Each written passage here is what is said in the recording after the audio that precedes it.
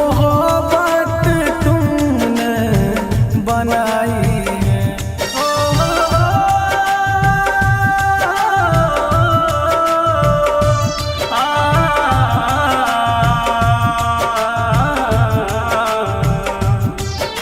खुदा तेरी कैसी खुदाई है, क्यों मोहब्बत तुमने बनाई है। दिल टुटला के दर्द न सहाया जा रहा है, दिल टुटला के दर्द न सहाया जा रहा है। क्यों दीवाने को ऐसे रुलाया जा रहा है, क्यों दीवाने को ऐसे रुलाया जा रहा है।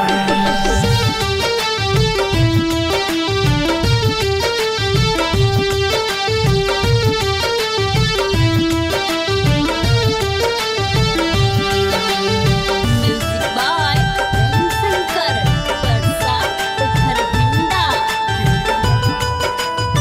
ऐसे रुलाया जा रहा है।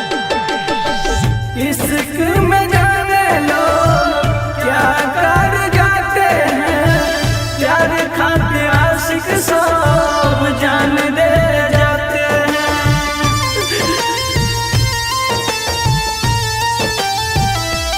हाँ, इश्क में जाने लो क्या कर जाते हैं, प्यार खाते आशिक सब जान दे जाते हैं।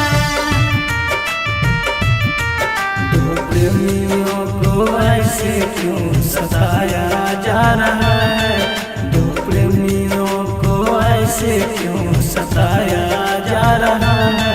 क्यों दीवाने को ऐसे रुलाया जा रहा है, क्यों दीवाने को ऐसे रुलाया जा रहा है।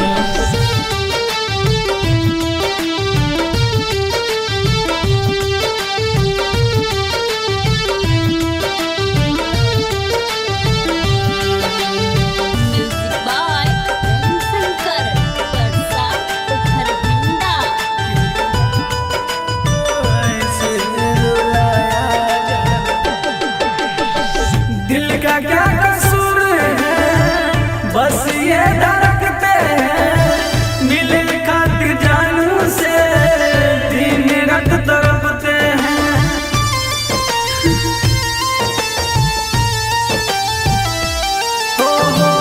दिल का क्या कसूर है, बस ये धड़कते हैं, मिले खातिर जानू से दिन रात तड़पते हैं। संक्रमण किसके नाम क्यों मिटाया जा रहा है, श्याम सवरिया के नाम क्यों मिटाया जा रहा है। क्यों दीवाने को ऐसे रुलाया जा रहा है, क्यों दीवाने